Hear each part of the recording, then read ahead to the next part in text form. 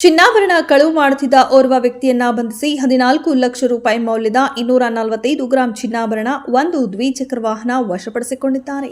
ಬೆಂಗಳೂರಿನ ಜಕ್ಕೂರು ಮುಖ್ಯ ರಸ್ತೆಯಲ್ಲಿ ವಾಸವಿರುವ ವ್ಯಕ್ತಿ ಪೀಣ್ಯ 2ನೇ ಹಂತದಲ್ಲಿ ಒಂದು ಫ್ಯಾಕ್ಟರಿಯ ಮಾಲೀಕರಾಗಿರುತ್ತಾರೆ.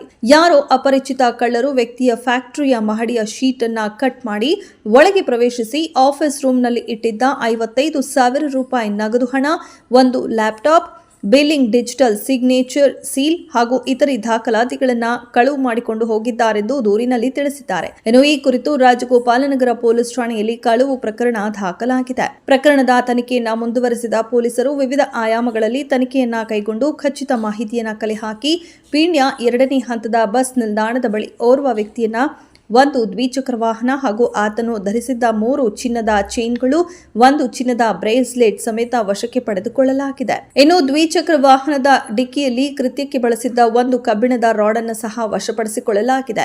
ವಶಕ್ಕೆ ಪಡೆದ ವ್ಯಕ್ತಿಯನ್ನ ವಿಚಾರಣೆಗೊಳಪಡಿಸಿದಾಗ ಈ ಪ್ರಕರಣದಲ್ಲಿ ಕಳುವು ಮಾಡಿದ್ದಾಗಿ ತಪ್ಪೊಪ್ಪಿಕೊಂಡಿದ್ದಾನೆ. ಆರೋಪಿಯು ಧರಿಸಿದ್ದ ಚಿನ್ನದ ಚೈನ್ ಹಾಗೂ ಬ್ರೇಸ್ಲೆಟ್ ಬರೋಬ್ಬರಿ 41 ಗ್ರಾಂ ಇದೆಯಂತೆ.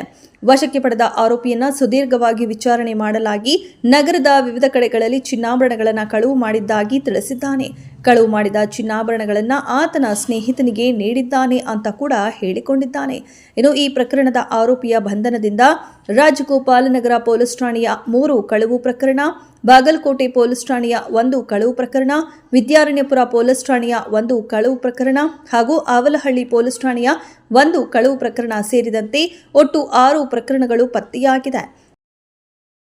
ಕಳ್ಳಕಳುವು ಸಾಕಷ್ಟು ಪ್ರಕರಣಗಳು ಈಗ ಪತ್ತೆಯಾಗ್ತಾ ಇದ್ದಾವೆ. ಅದೇ ರೀತಿಯಲ್ಲಿ ನಮ್ಮ ಬೆಂಗಳೂರಿನ ಜಕ್ಕೂರು ಮುಖ್ಯ ರಸ್ತೆಯಲ್ಲಿ ವಾಸವಿರ್ತಕ್ಕಂಥ ಒಂದು ಫಿರ್ಯಾದರು ಕೊಟ್ಟಿರ್ತಕ್ಕಂಥ ದೂರು ಮೇ ತಿಂಗಳಲ್ಲಿ ಆಗಿರ್ತಕ್ಕಂಥದ್ದು. ಅವರ ಅಂಗಡಿಯನ್ನು ಈ ರೀತಿ ಕಳ್ಳಕಳುವು ಮಾಡಿರ್ತಕ್ಕಂಥ ಒಂದು ಪ್ರಕರಣವನ್ನು ಅವರು ಕೊಟ್ಟಿರ್ತಾರೆ. ಅದನ್ನು ಪತ್ತೆ ಹಚ್ಚಿರ್ತಕ್ಕಂಥ ಪೊಲೀಸರು ಒಟ್ಟು 6 ಪ್ರಕರಣಗಳನ್ನು ಪತ್ತೆ ಹಚ್ಚುವಲ್ಲಿ ಯಶಸ್ವಿಯಾಗಿದ್ದಾರೆ.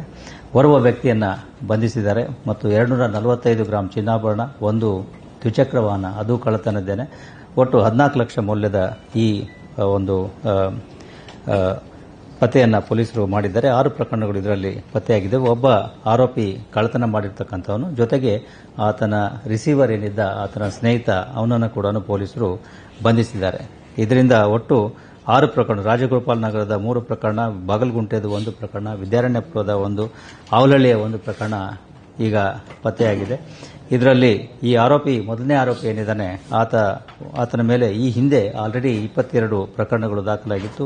ಈಗ ಮತ್ತೆ 6 ಪ್ರಕರಣಗಳು, ಒಟ್ಟು 28 ಪ್ರಕರಣಗಳು ಆತನ ಮೇಲೆ ಇರತಕ್ಕಂಥದ್ದು ಕಂಡುಬಂದಿದೆ. ಈತ ಒಂದು ಕುಖ್ಯಾತ MOB ಆಗಿದ್ದು, ಈತನ ಪತ್ತೆಯಲ್ಲಿ ಪೊಲೀಸರು ಬಹಳ ಶ್ರಮಪಟ್ಟು ಈತನನ್ನು ಈಗ ಬಂಧಿಸಿದ್ದಾರೆ. ಈ ರೀತಿ ಒಟ್ಟು ಸುಮಾರು 250 ಗ್ರಾಂ ಚಿನ್ನಾಭರಣ, ಒಂದು ದ್ವಿಚಕ್ರ ವಾಹನ, ಒಟ್ಟು 14 ಲಕ್ಷ ಮೌಲ್ಯದ ವಸ್ತುಗಳು ಈಗ ಇದರಲ್ಲಿ ರಿಕವರಿ ಆಗಿದ್ದಾವೆ.